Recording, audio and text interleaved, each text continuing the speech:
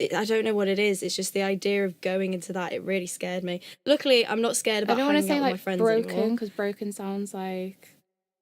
So, I suffer with anxiety. It feels weird saying the word suffer, because I don't feel like I'm suffering with it, but that's what people say. It's fine saying, like, oh, I have PTSD. It's more like the actual thing that usually people don't want to talk about, like what happened.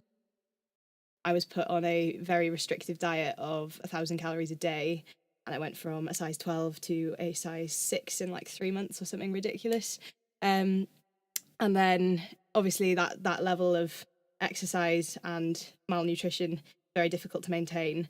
So I'd end up binging if I fell off the wagon and like ate over my calories, I'd eat loads. When you call it a condition, and then I'd feel really shit about myself, and it got really upset. I don't know, it's hard because they say we should treat mental health the same ways. Like, bulimia. You know, you've seen like little memes where it's like, you know, like, if you've been I was shot. living with 2 girls who were on the same course as me, and like, so obviously our conditions were exactly the same, and they were fine, and they just couldn't understand why I was so upset all the time. They didn't really realise what was happening to me until I dropped out. Treat it as the same, but it's so much more delicate than that. It's one thing for you're me to come in and great, say, or you're not in a great way. When you're 15, 16, and you see another 15, 16-year-old going through something, you kind sometimes it's hard for me to leave the house. What to do in order to help them, and that's what a lot of my friends go out like as start much to or see. do things that everyone else is doing because I get a bit scared of things, and it can get a bit low. There was a moment when I was stood on the shop floor and I had one person like right next to me and another person, and literally they'd circled in on me and they were saying, Abby, you need to do this, Abby, you need to do this. And I was like, oh my God, and my chest just tightened. I couldn't breathe. But it's not like, it's so like I ran into the back.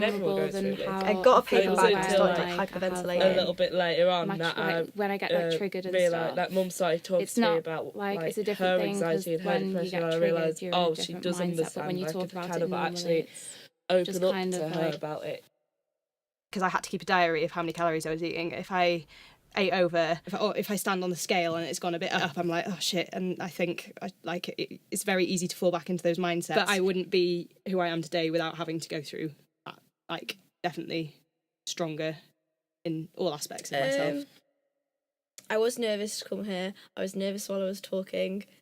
Now that it's over, I feel good.